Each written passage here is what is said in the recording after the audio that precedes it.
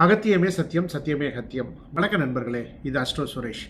இன்னைக்கு நாம் பார்க்க போகிற ஒரு ஜோதிட பதிவு என்ன அப்படின்னா, ஜாதகரே தேர்ந்தெடுக்கும் திருமண வாழ்க்கை. அதை பற்றி நம்ம பார்க்க போகிறோம். அதாவது ஆண் ஜாதகமாக இருந்தாலும் சரி, பெண் ஜாதகமாக இருந்தாலும் சரி, அவர்களே அவர்களுடைய வாழ்க்கை துணையை தேர்ந்தெடுத்து கொள்வது. இது காதல் திருமணமாகவும் இருக்கலாம், இல்லை ஏதோ ஒரு விதத்தில் ஆஃபீஸில் வேலை பார்க்குறோம், படித்தோம், ஏதோ ஒரு விதத்தில் காதலை ஏற்படுத்தி கொண்டு அந்த திருமண வாழ்க்கையை அமைத்து கொள்வதற்கான சூழல்கள் எப்படி இருக்கும் அப்படிங்கிறத பற்றி நம்ம இன்றைக்கி பார்க்கலாங்க.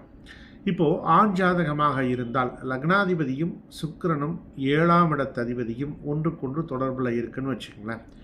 இவர்களுக்கு அவர்களே அவர்களுடைய வாழ்க்கை துணையை தேர்ந்தெடுத்து கொள்ளக்கூடிய வாய்ப்புகள் வரும். சரியா?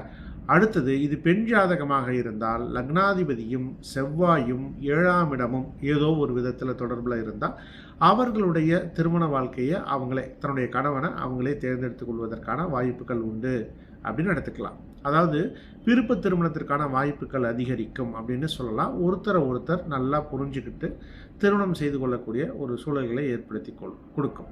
அதே மாதிரி புதனும் சுக்கிரனும் நல்லபடியாக ரெண்டும் எதுவும் கெடாமல் நல்லபடியாக இணைவு பெற்று இருந்தால் கூட நீண்ட கால நட்பு என்பது திருமணத்தை நோக்கி செல்வதற்கான வாய்ப்புகள் உண்டு. புதன் சுக்கிரன் 7ஆம் அதிபதி ஆண் ஜாதகத்தில், பெண் ஜாதகத்தில் புதன் செவ்வாய் 7ஆம் அதிபதி அப்படி இருந்தால் கூட திருமணமாக நீண்டகால நட்பானது திருமணமாகிறதுக்கு வாய்ப்புகள் உண்டு.